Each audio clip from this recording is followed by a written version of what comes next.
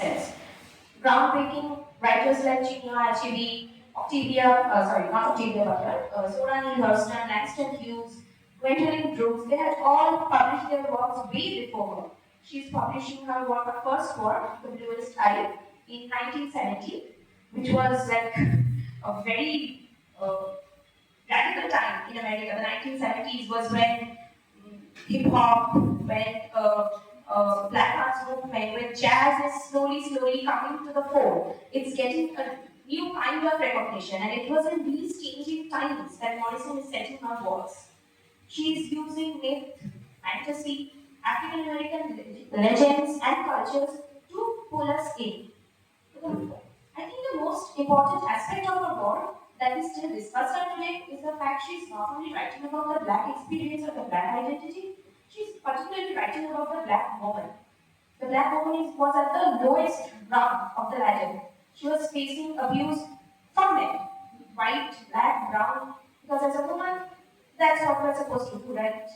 That's what we are told to do, that as a woman you are supposed to face abuse, or at most tolerate abuse. And this is where Morrison is coming in and is becoming so relevant or so important. She's talking about the black woman, her experience, her desires, and most importantly, her needs in a society that is completely cornering her. So today we have two very special people discussing about their thoughts. Please come on. Bipratip from semester 6 and Chandrima Patra from semester 6.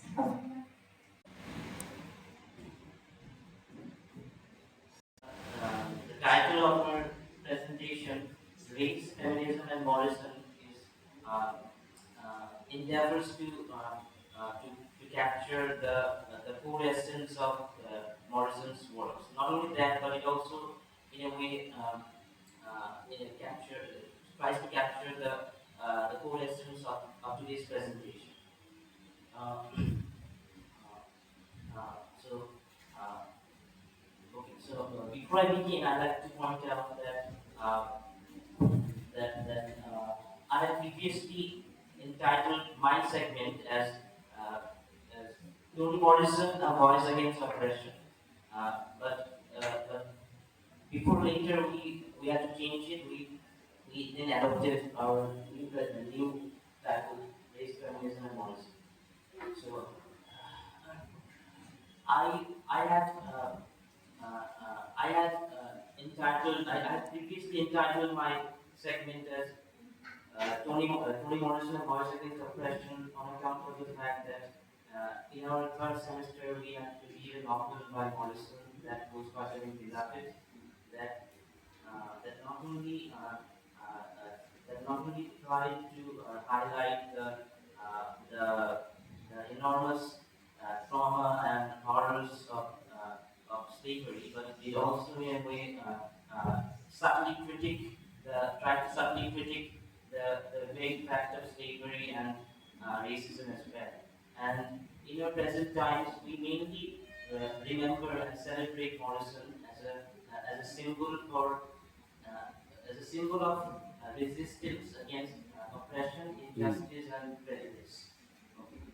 So I'd like to move on to the next slide.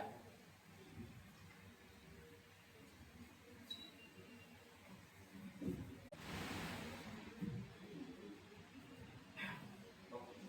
So the name Morrison is expectedly quite familiar to those who are studying literature, especially American literature.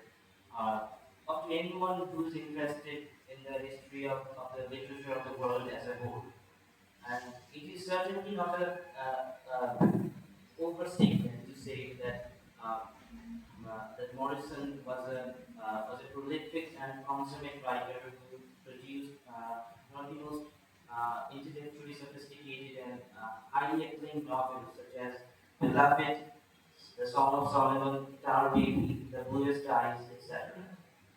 Uh, Toni Morrison, originally named as Toni Anthony Walford Morrison, was born on 18th February 1931 in Lorain, Ohio. Um, Throughout her childhood, she was quite a voracious reader with Leo Tolstoy and Jane Austen being my favorite writers. Okay, just move on to the next.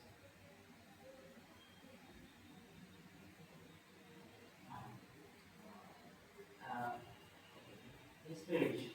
So, mm, Toni Morrison, as a writer, mainly derived her inspiration from the pervasive prejudices and racial oppression and bigotry that was there in the United States. That's still going on in the United States.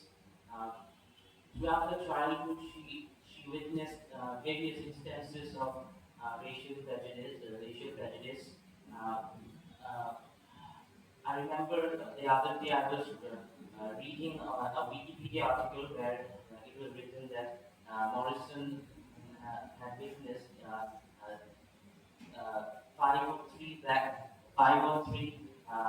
503 white men lynching a black man in a neighborhood of Ohio. Okay, next. Education. So, Toni Morrison, throughout her life, was quite extremely educated. She received her education from two of the finest and prestigious universities in the world. She went to Howard University and later earned her master's degree in American literature from Cornell University. Okay. Uh, Thematic concerns of the right. Uh, You Morrison's can look at the slides. Yeah. Morrison's writings often not only delve into the harrowing imageries of slavery, but its long-lasting legacy as well. She exquisitely crafts her narratives and adeptly melds the natural with the supernatural to depict the psychological plight of the African American. Her writing, especially explores the plight of the African Americans in various plantations, the long-lasting psychological impact of on the collective consciousness and psyche of the African Americans, the sexual exploitation of the black people.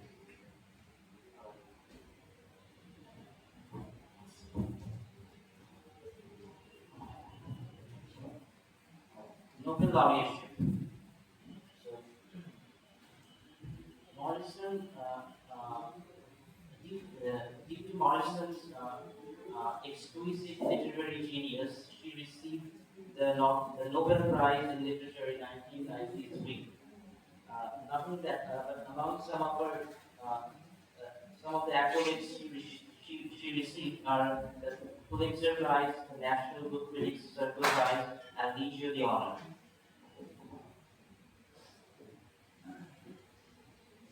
Now, literary techniques. Uh,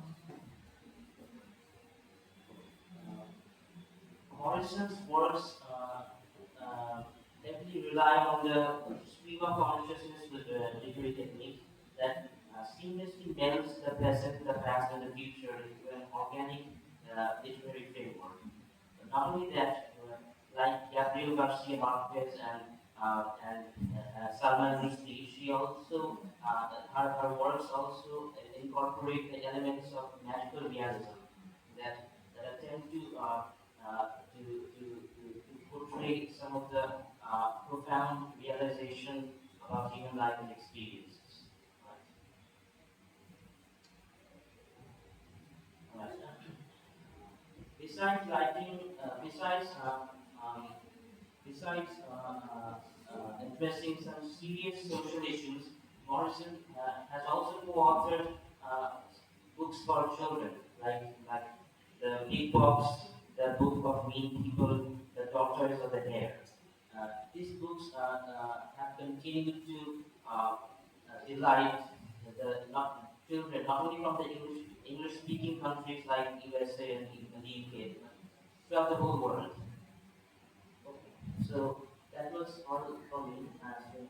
The next segment will be delivered by my classmate Chandrima. So I'd like to.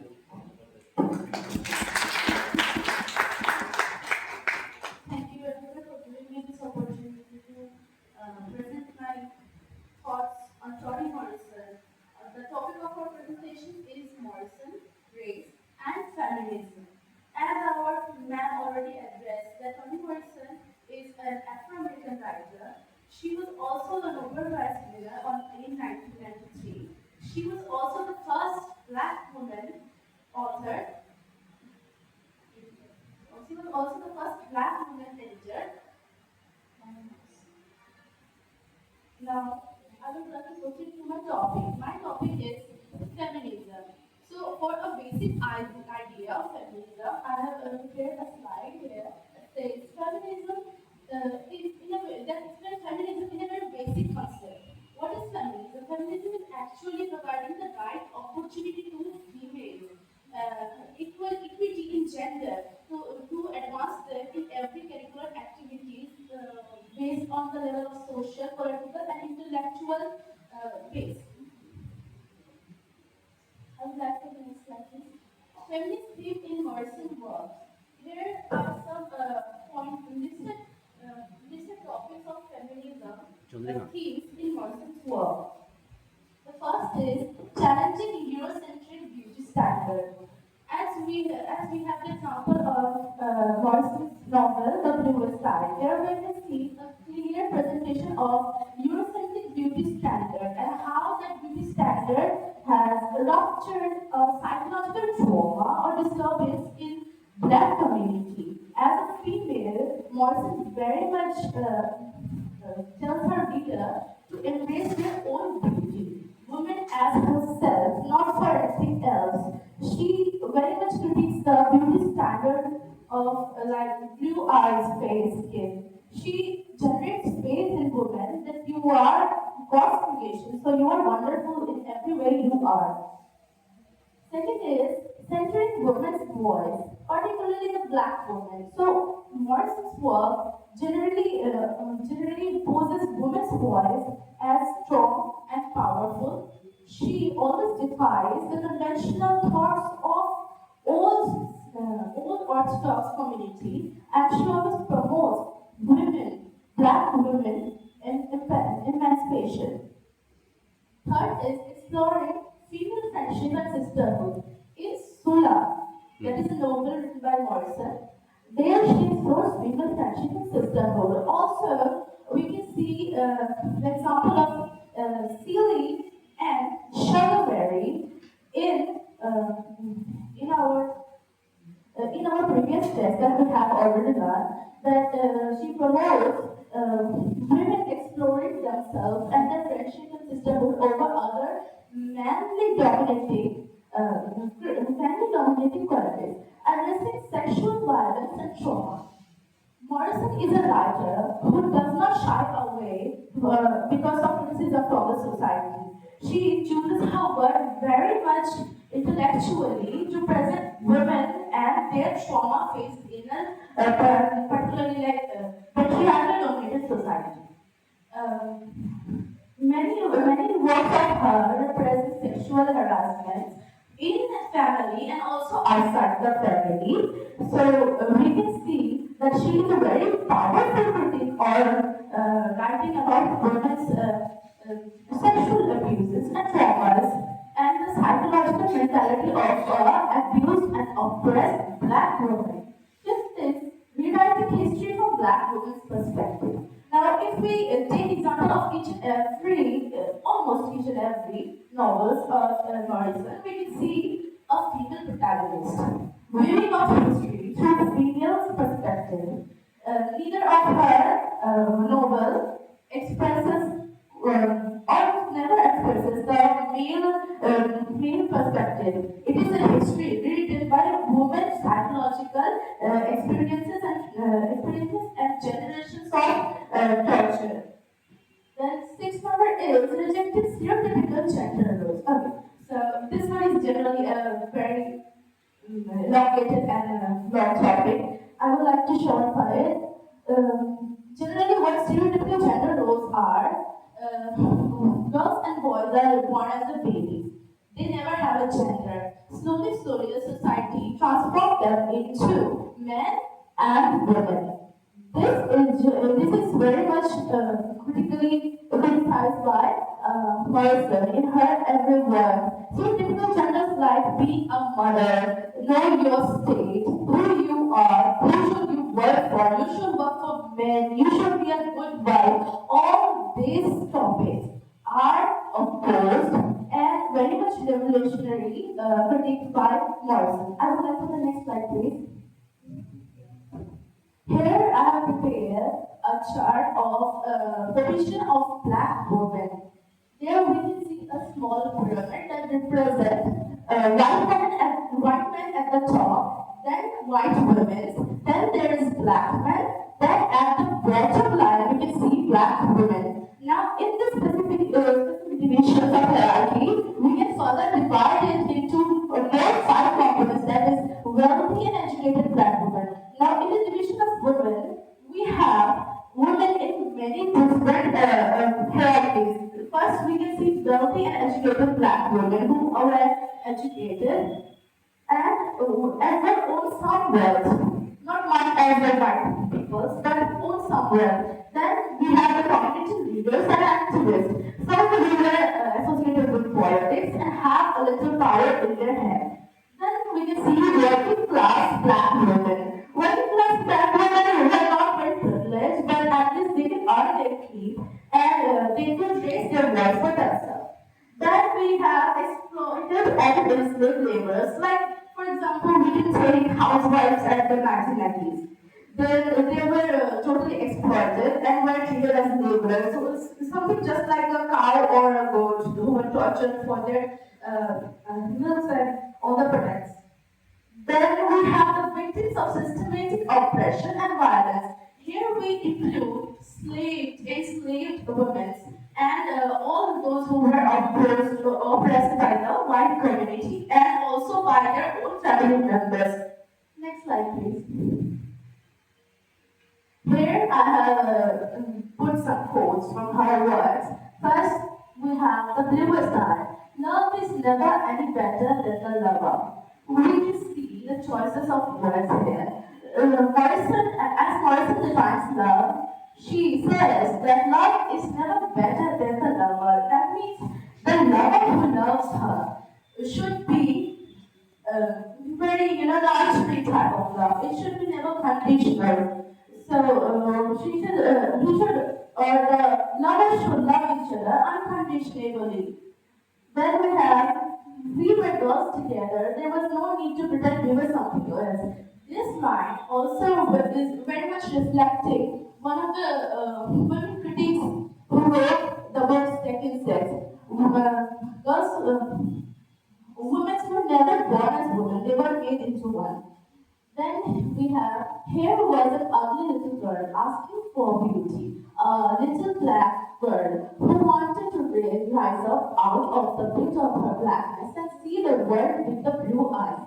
Here she critiques how the Eurocentric beauty, the blue eyes, that had attracted the black girl, Piccola, and have made her to be mentally like very much disown her beauty and perceive for the white stereotypical beauty, and she thinks of herself as immense in pitch of blackness. She thinks her color is not good. She thinks her eyes are not good. She thinks every part of her is wretched. So she wants to rise up and fit into the beauty standard of the whites to be accepted and loved.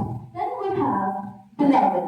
It was not a story to pass on. As we have already studied Beloved in our previous semester, we can understand the impact of this word presented by Morrison.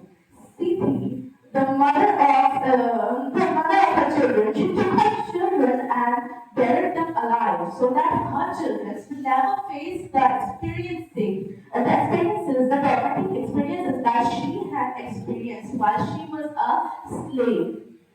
So this is a very much psychological thought of Phoebe. The mental torture that she has undergone, she never wants her children to bear it. This also reflects some motherhood content of black women. Then we have, I will never run from another thing on this earth. I took and put my babies where they will be safe. I did that. I made it happen. I took it and I very powerful quote from the book Beloved. And she accepts that whatever the world gives her, she will accept it. She will never run from it. So she's finally sure of the women empowerment, the power that she holds, that she chooses to not run away from her troubles. Then we have Sula. I don't want to make somebody else. I want to make myself. And from this line, we can see very much that women should represent themselves as a woman. They should have their career. They should have their priorities first. Sula very much criticizes every woman who works under someone. Like a wife works under her husband. She's never free to think her thoughts for herself. She is always dependent on her family and her husband to work, and ultimately she's tortured and put into a laborer's work. That is the start and end of her life. She never thinks for herself but for others. Next slide, please. Okay, so we are already nearing the end. There is the conclusion. Morrison wielded her pen as a means of standing up for tormented Afro-Americans, as all her work present. It is very much true that she is protecting herself as Afro-American Afro-American writer, and her pen always stands for the voiceless. The people who were oppressed, she was a voice to them, and her voice always raised enlightenment in the black people to speak for themselves and revolt against the whites. Her work continued to shed light on the dark history. Her themes never faced, and never faced some, chivalric, systematic celebration like the Christian whites. They never faced that. They were always put into torturous history of labor, and they were never given the right to be a human, while at the same time influenced other writers like Ghosh, Jasmine Ward to carry on her legacy. Her legacy forever will be carried by like Afro-American writers, and also by others, such as we all are literature students and professor. So we will also carry her legacy further on to our students or to our children, generation now. Thank you for having us for this presentation. I would like to end my presentation, and I would like to hand over the mic to our ma'am, Gina.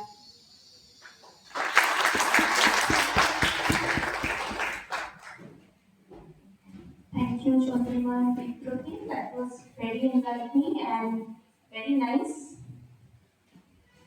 So, as we end their presentation, any thoughts on how it went? I just want to say one thing. Chandrima pointed out that Toni Morrison was the first black editor. Do you know where she was the first black editor? Which publishing house? Random House. Today that is known as Penguin Random House. She was the first black female editor. Yes, that was a huge achievement given how conservative society back then was. Another thing was, a woman is not made, a woman is not born, she is made. So this is from Simone de Beauvoir, right? So this is a French white lady who is saying this. Why is this important? Because as a white woman, you can say this and you will be accepted. But to say this as a black woman was a completely different thing. As we saw the ladder that Chandrima had done there, the black woman was at the bottom. সবার নিচে ছিল, তাই তো? তো এরকম একটা জায়গা থেকে উঠে এসে কথাটা বলা, it's not easy, right? So thank you Chandrima for making this. This is actually a very good representation of exactly how the society was. Because even within black women we had so many divisions, right? So there's this movie called The Help. Do watch it. There's this movie called The Help. Bangla Devi's Emma Stone, and you can see there how this was 1960s, like barely 50 years ago, and how they are working in these white homes and how they are treated, not given proper washrooms, not allowed to eat with them, and most importantly, the very children they used to bring up, these nannies.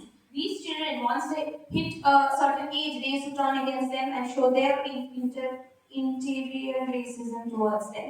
So this whole circle Morrison was talking about this circle. She was not talking about breaking this circle. She was talking about what was going on in this circle. And interestingly, like I said, she was not the first. We have people like people before her, Chinua Achebe, there's Bolsoinka, there's Sorani Hurston, there's next Hughes, the Harlem Renaissance. The Harlem Renaissance came way before her. So why these words? Why do we need these words? We need these words not just to understand how society was, but to look around and see that they don't repeat themselves. If we go to America today, America is going through a huge crisis right now. But it's not like we are not going through it. Morrison was a voice of resistance not only in America, but for all over the world. If we look at her words now, why are they relevant? Because she tells us that seeing another person as a slave, as a burden, is never to the minority. To see someone as a minority is never the solution, right? If we can, we have to coexist together. Because, as a very famous poet said, we love or we die, right? We love each other or we die. Thank you very much. Is there any other observations from you all? I just want to recommend two books to you people, if possible. Homegoing by Yakyasi, and there's another book, Franz Fanon's Wretched of the Earth. This is in your library. In Franz Fanon, you can see the psychological effect of long-term slavery and apartheid. Franz Fanon was an Algerian writer, the France occupied Algeria. So Franz Fanon is writing how slavery is affecting mentally. Like Chandrima said, Eurocentric beauty standards. So it's set in your head that I am not beautiful. Someone who has blonde hair, has blue eyes, has skin like alabaster, as as described in Othello. So if you do not fit that standard, you are not beautiful. Tell me tell me honestly that those fairness creams that we still see are not a continuation of that bad practice. Right? The girl going from dark to fair and somehow she's getting these jobs of anchors and air hostess as if I never understood this whole concept. So this concept that you have to have a certain beauty standard, this is a psychological effect of slavery. That you need to learn English. If you don't, you cannot make it in life. If you don't look a certain way, you cannot make it in life. If you don't speak a certain way, you cannot make it in life. Because whatever is yours own is not worth it. So this idea is explored by Franz Fanon. How we talk about violence, how we normalize violence towards the minority is something that Franz Fanon talks about. So I'd like to open the floor to you people. Any observations? Any questions? Anything? Any comment? You can also comment your friends. They were so nice. How was their presentation? Tell them, no? Okay, what part of the presentation was like